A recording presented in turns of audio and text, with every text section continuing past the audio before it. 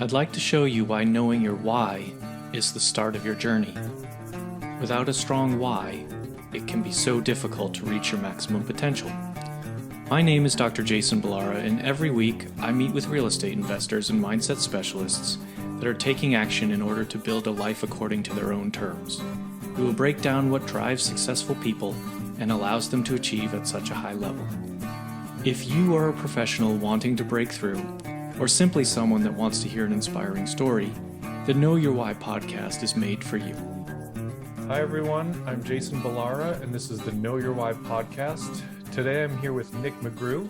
Nic is a securities attorney at Polymath Legal. He's assisted in over 100 syndications or funds, allowing his clients to acquire more than $800 million in assets. And I'm happy to say I am one of those clients. He is my attorney and has helped me acquire assets. So thank you, Nic. Thank you for coming on today. I really appreciate it. I appreciate your time. I obviously appreciate all that you've done for my business, but thank you for being here today. Yeah, thank you so much for having me. Very happy to be here.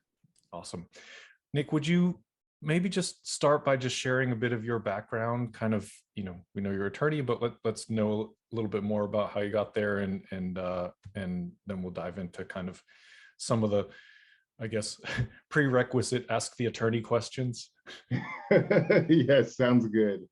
Yeah, so as you mentioned, I'm an attorney. I'm also actually a tenured professor of law as well. So law is what I'm doing in and out all the time and really enjoy it. I started out my career working in real estate law to begin with, and so that's always been a big interest of mine. And then I'd say I started out doing real estate, I'd say probably about 6 or 7 years ago. Started getting very heavy into syndications. I had done a few before that, but around 2014 or so is when I started getting really heavy into it. And so now syndications is probably 60 to 70% of my practice. I love it and enjoy it, get to work with awesome clients like you. And yeah, it's a lot of fun for me. Yeah, awesome. I didn't realize that you were a tenured professor. That's amazing. And recently married. Congratulations. We'll put that out there too. Yes.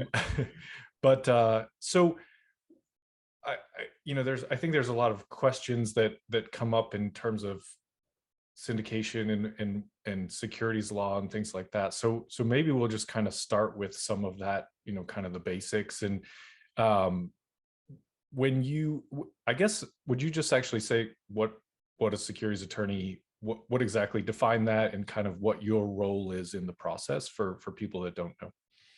Yeah, so I'll first start out with defining what a security is, because there still is some confusion and some people are sometimes selling a security and not even realizing it.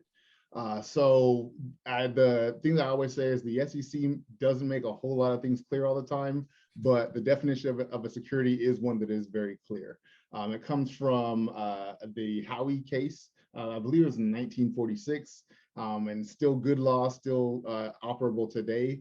And it essentially says that if we have an investment into a common enterprise with an expectation of profit, primarily from the efforts of somebody else, then that's a security. So if you're pooling money together, investing it, you're expecting that you're going to get a return from that investment, and that return is going to be from the work of someone else, so you're being passive, then that's a security. And so the court and SEC goes further and says that if you're selling a security, then you either must register that security or have an exemption. So registration, we hear about IPOs and lately the SPACs and all sorts of like that. We're talking about publicly traded companies, essentially. And there's other varying degrees of registration, but that's typically what we're talking about. I work in the exempt area, so none of my clients, as I know of, are trying to go public, at least not yet. And particularly for real estate, a lot of the deals are done through exempt offerings. So what we do is once our client says, hey, we are going to be taking passive investors, then we sit down and kind of see what their goals are and see which exemptions might work for them. And then we make sure that their actions are compliant with whatever the requirements of that exemption are. Okay, perfect.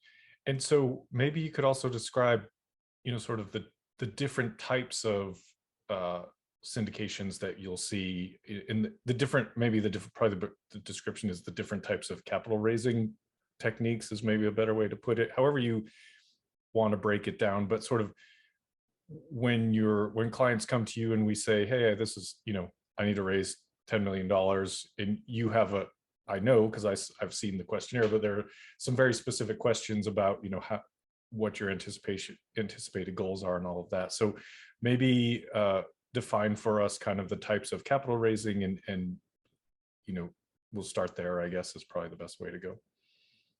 Yeah, so with trying to raise that capital, there's, like I said, there's multiple exemptions.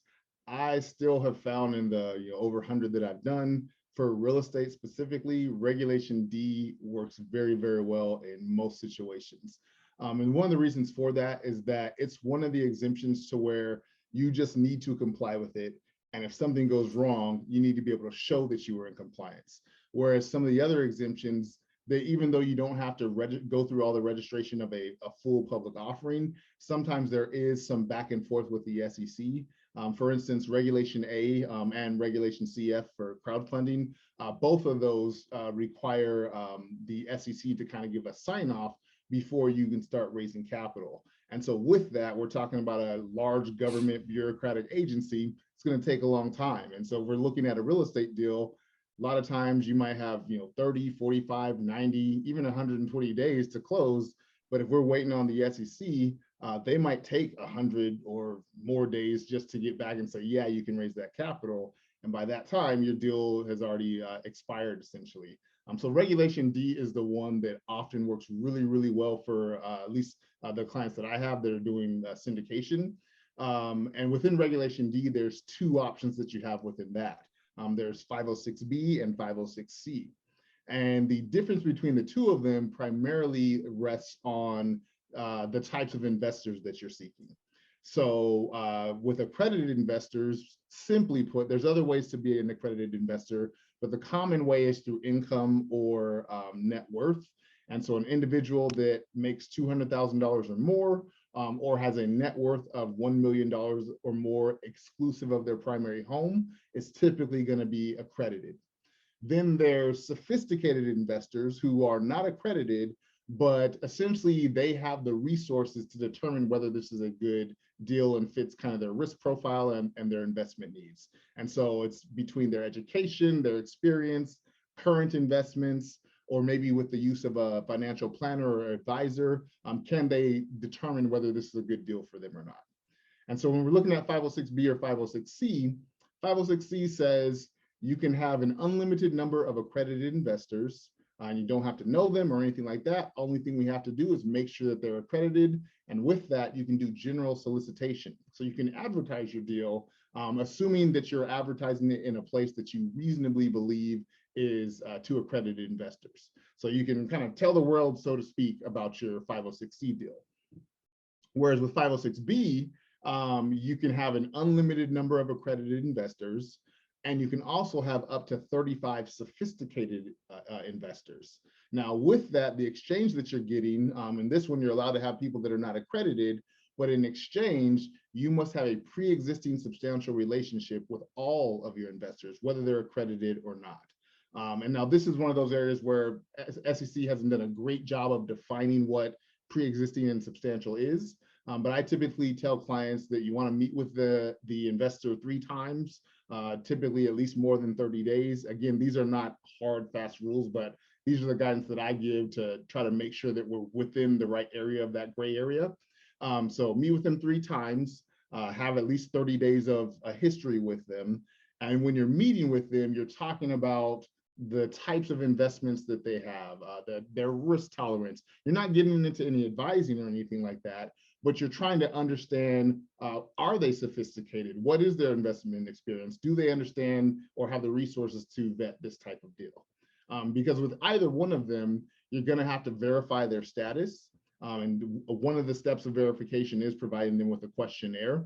If you're doing a 506C, you're gonna need to do more than that. But I basically tell my clients, it's a substantial relationship if when you send them that questionnaire that's asking about their investor status, you kind of already know what they're going to put on there. So you know if they're going to put that they're sophisticated, you know the things that they're going to put on there as to why they're sophisticated, and things like that.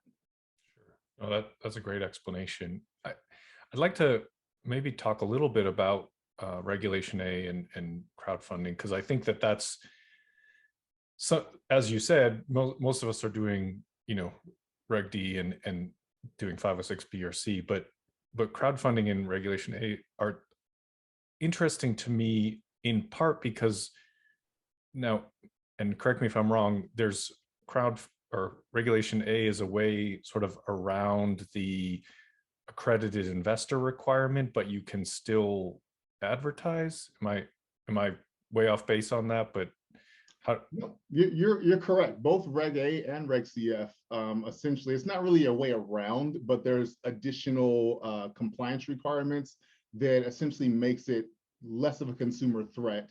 And so the investor requirements are a little bit more relaxed. So with both of them, Reg A and Reg CF, as I mentioned before, the SEC is going to look at your documents and tell you, hey, you need to add this in or add some more disclosures or ask questions. And they're not approving your offering and saying this is a good deal or anything like that, but they're checking it and qualifying it to make sure that it meets their requirements for those given exemptions. And so with that, because there is a lot more disclosure, there's a lot more kind of public facing information that you're required to give for both of those.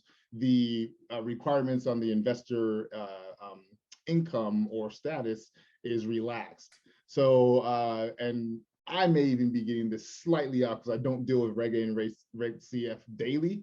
But if I recall correctly, I believe if you're not accredited for Reg A and Reg CF, then you're limited to the lower of 10% of your income or 10% of your net worth. But it's just 10%. So if your income's $100 and your net worth is $100, you can still invest $10 into that deal theoretically, regardless of your income. Whereas if you are accredited, then typically those limitations are not there for the two of them. Gotcha. Okay. And is that something that you would have to do, essentially file for on each deal? I know you said it takes a long time, or can you almost preemptively file and then have whatever deals you do after that sort of fall in line, or it's on a per deal basis?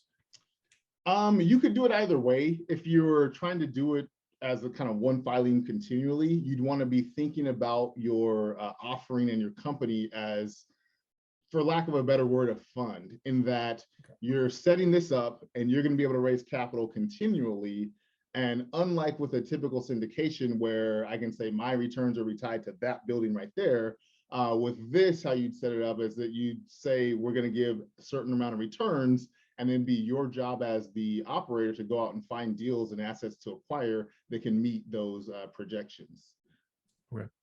Awesome. That's good to know. So, going back to Reg D and the more, I guess, common and typical way that it's done, I've always wondered this, do you have any idea why it's 35 sophisticated investors? That seems like a kind of a weird random number. Is there something behind that, why they choose that for Reg?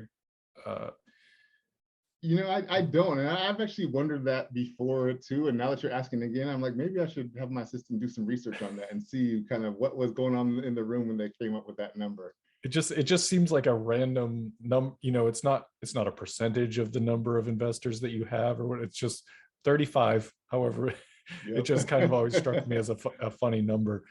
So when you're doing one of these deals, and one of the things that I think comes up a lot in terms of raising capital is someone who is just raising capital. And I know there's a lot behind that, like whether or not they can be on the GP side of things. Can you maybe talk a little bit about that, how that works, what the process is, where I think my understanding is you're not actually supposed to just raise capital. That's then you're selling securities basically. So how does that all work, and how does the SEC look at it? Yeah, so you're hitting on what you're running into if you are just a capital raiser, and I don't like using that term because it has some bad SEC connotations. Right. But if you are just a capital raiser, the issue is that if you are being paid what the SEC calls a transaction-based compensation, meaning that you're being paid based upon an investment being made, or you're being paid, or the amount you're being paid is based upon the amount of investment, that's a transaction-based compensation. And if you're doing that to sell securities, you must be a licensed broker dealer. So you've got to have a securities license in order to do that.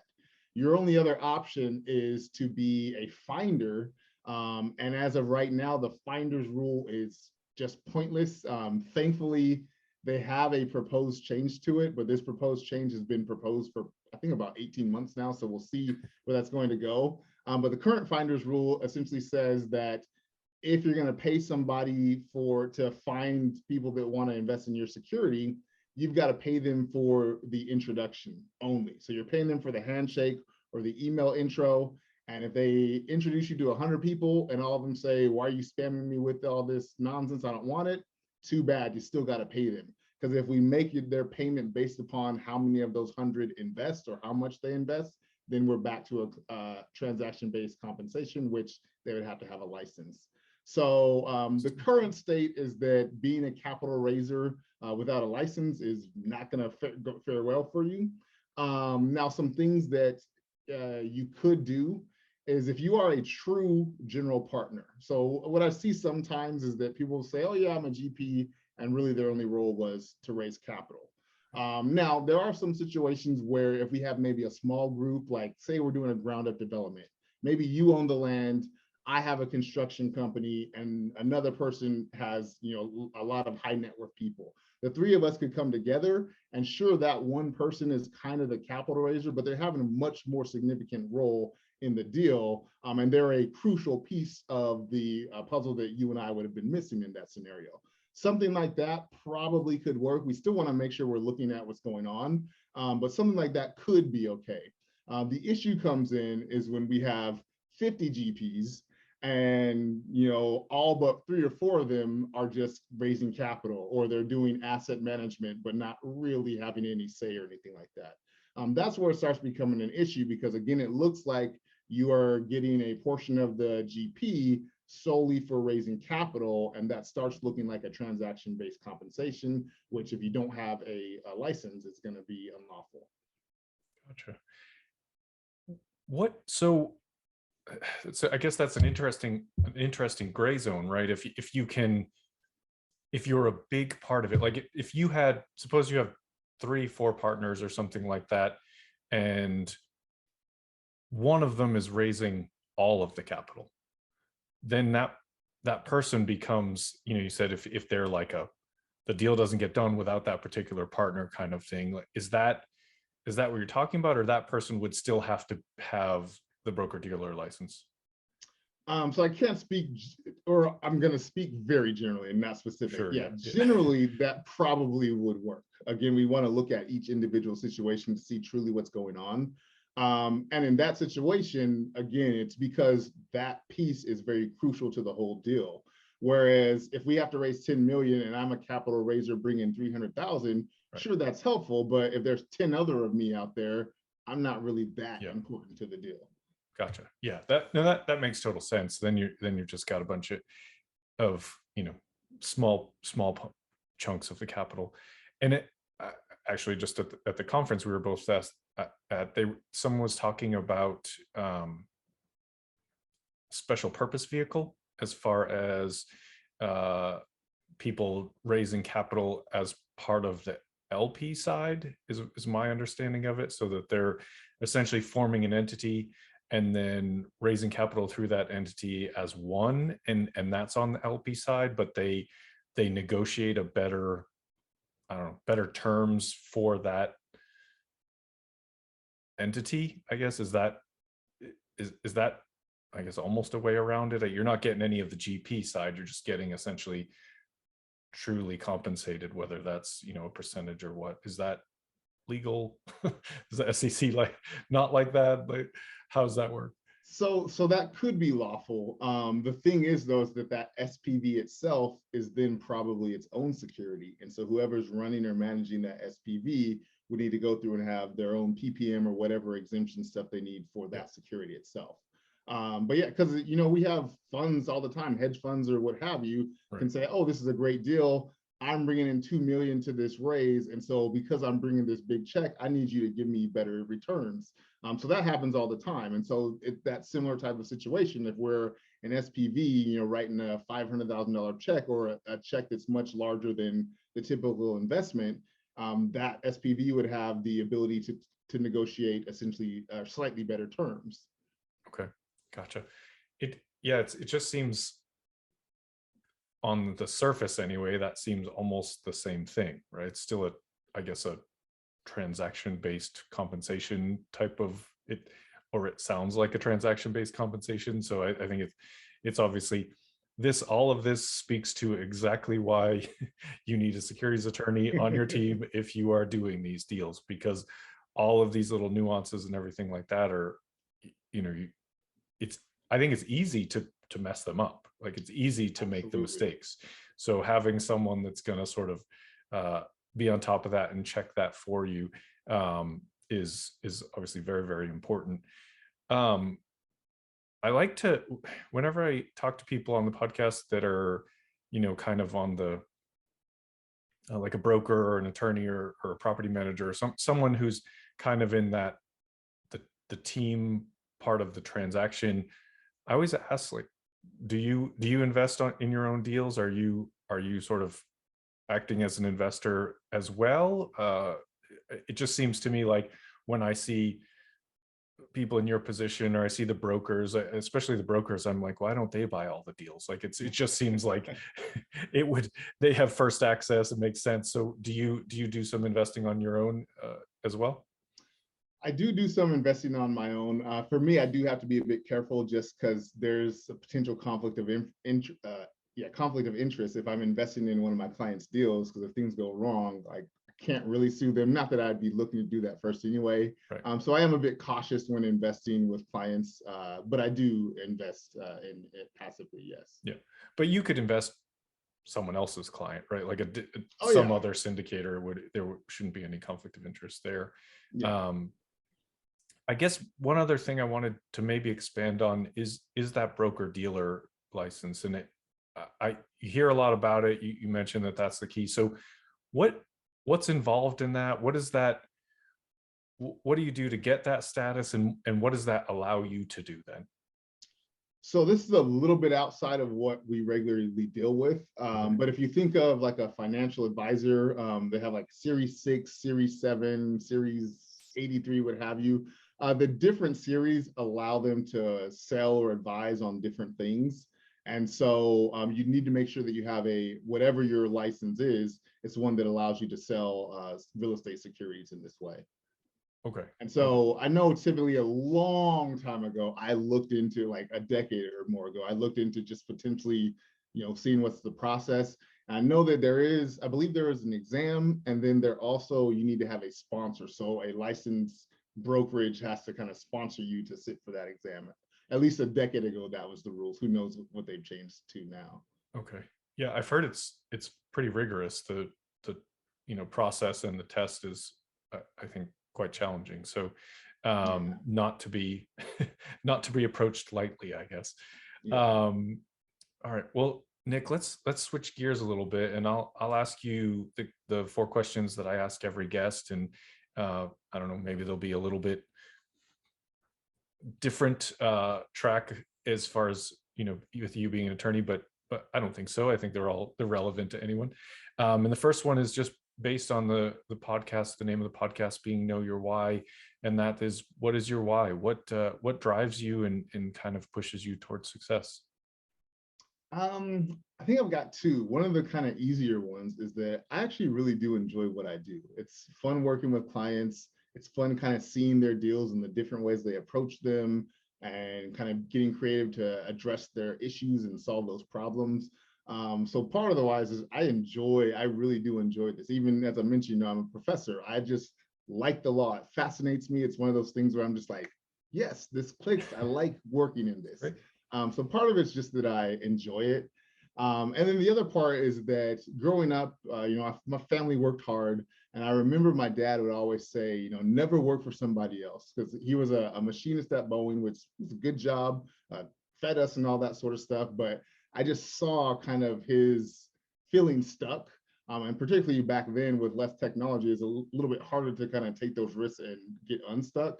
And so that always stuck in my mind. And I always had it in my mind that at some point I was going to have my own company or firm or whatever that would be. And so that was a big driver of just kind of the entrepreneurial side and the business owner side of me. And then the other part of that is that, while my dad did work hard and, we weren't struggling as hard as many people do, we didn't have every single option available to us. We'd have to, not that we shouldn't save even when you have money, but we'd have to really plan and think about certain things that we're doing. And so for me, I wanted to make sure that me and my future family just have the ability to take advantage of opportunities that we want to take advantage of. And so having those options is my big why. Not super extravagant in whatever I do in most cases, but if I wanted to be, I want to have the option to be, or if I want to donate to a charity, I want to have the ability to do that. And so having options is really my big why, to make sure that with myself or my family, if we want to pursue something or do something, we have the resources and the ability to do so. Yeah, I love that. I think it's really a great kind of descriptor of a level of financial freedom. If it's like you being financially free doesn't mean you have to buy fancy cars or fancy clothes or whatever luxury things. You don't have to. That's not what when people say that, that's not really. It's just that you don't have to think about it, right? You don't have to think about every purchase you make, every trip you want to make. There's lots of people that are have to think about what they're getting at the grocery store, and it's like getting to that level of not having to think about it is really, as you said, it opens up options. So I love that. Yeah, I was actually laughing with my wife the other day. A while ago, we went to dinner for her mother's birthday, and it's a nice restaurant.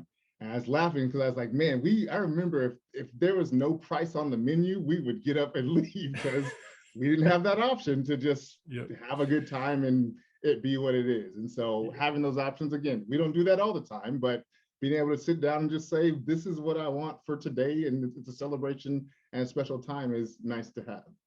Right. To be essentially, to me, it's about you have control over experiences, right? You don't have to not have those experiences because you're worried about what it's going to cost. So I think that's great.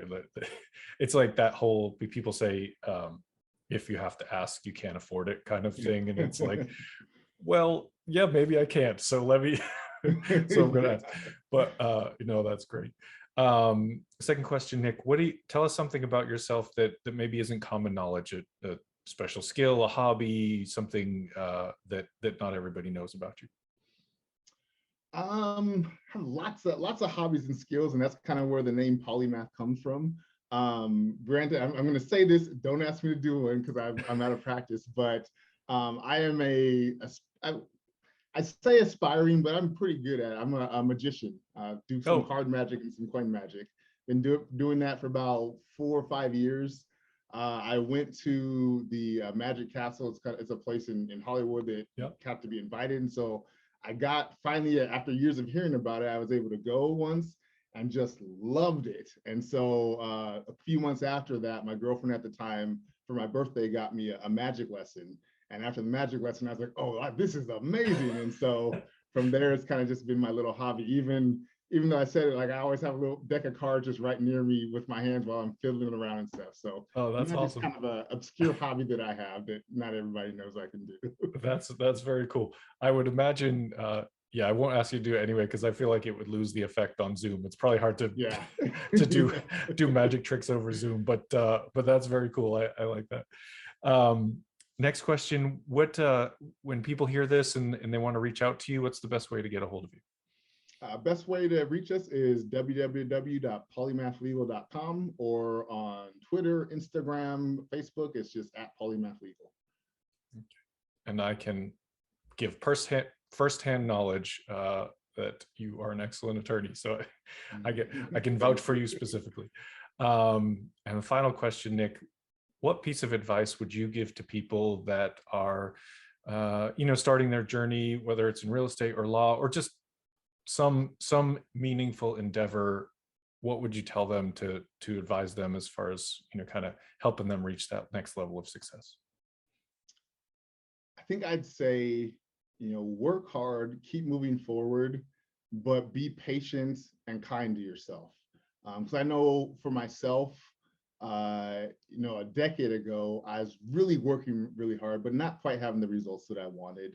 And just thinking, why is this? What's going on? And I was talking with a friend of mine, and he calmed me down. He said, look, the people that we see or where we want to be, they're all like 10 years older than us. Just keep working at it and you'll get there. And sure enough, 10 years later, I still have many goals that I want to achieve, but I'm like, yeah, okay, I'm getting there. I'm moving. I can see that all that hard work a long time ago where I felt like I was treading and going nowhere, it actually did a whole lot of work to get me to where I am today. So really just keep moving forward, even when it feels like you're not progressing.